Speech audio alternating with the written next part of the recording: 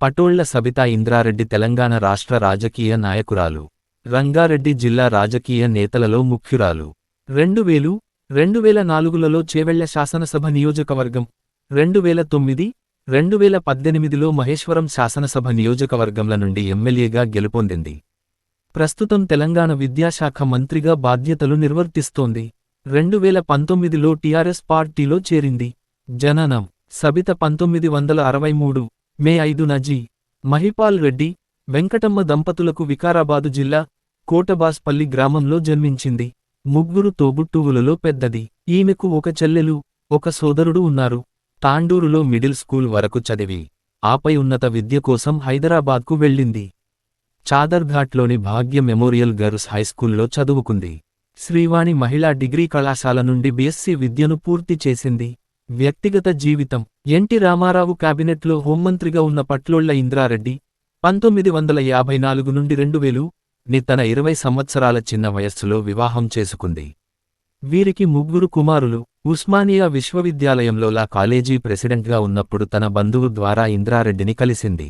Road ప్రమాదంలో ఇంద్రారెడ్డి మరణించిన తరువాత సబితా తన 5 సంవత్సరాల వయస్సులో రాజకీయాల్లోకి ప్రవేశించింది. రాజకీయ ప్రస్థానం: భర్త మాజీ మంత్రి పి. ఇంద్రారెడ్డి మరణంలో జరిగిన ఉప ఎన్నికలలో 2000లో కాంగ్రెస్ పార్టీ తరఫున తొలిసారిగా చేవెళ్ల శాసనసభ నియోజకవర్గం నుంచి విజయం సాధించి శాసనసభలోకి ప్రవేశించింది.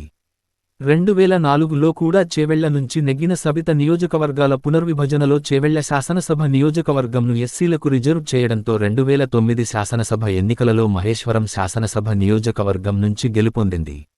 2004 నుండి 09 కాలంలో గనుల శాఖామంత్రిగా బాధ్యతలు నిర్వహించిన సబితా ఇంద్రారెడ్డి 2009 వై.ఎస్. రాజశేఖరరెడ్డి మంత్రివర్గంలో కీలకమైన హోంశాఖ మంత్రి పదవిని పొంది, భారతదేశంలోనే తొలి మహిళ హోం మంత్రిగా చరిత్ర సృష్టించింది. 2014లో కాంగ్రెస్ పార్టీ కుటుంబంలో ఒక్కరికే అవకాశమని అధిష్టానం సూచించడంతో ఆమె పోటీకి దూరంగా ఉన్నారు. 2014 ఎన్నికల్లో సబిత తనయుడు కార్తీక్ రెడ్డి చేవెళ్ల ఎంపీగా పోటీ చేశాడు. 2018లో జరిగిన ఎన్నికల్లో సబితా ఇంద్రారెడ్డి కాంగ్రెస్ పార్టీ నుండి పోటీ చేసి టీఆర్ఎస్ అభ్యర్థి తీగల కృష్ణారెడ్డిపై గెలుపొందింది. 2019 మార్చి 14న టీఆర్ఎస్ పార్టీలో చేరింది. 2019 సెప్టెంబరు 8న ముఖ్యమంత్రి కేసీఆర్ రెండవ మంత్రివర్గంలో మంత్రిగా ప్రమాణస్వీకారం చేసింది. ఆమెకు విద్యాశాఖను కేటాయించారు. తెలంగాణ రాష్ట్రంలో తొలి మహిళ మంత్రిగా చరిత్ర సృష్టించింది. కేసులు: డాల్మియా సిమెంటు కేసులో సబిత పేరును సీబీఐ ఛార్జిషీటులో ఏ4గా పేర్కొనడంతో రాజీనామా చేయగా 2013 మే 25న గవర్నర్ రాజీనామా ఆమోదించారు.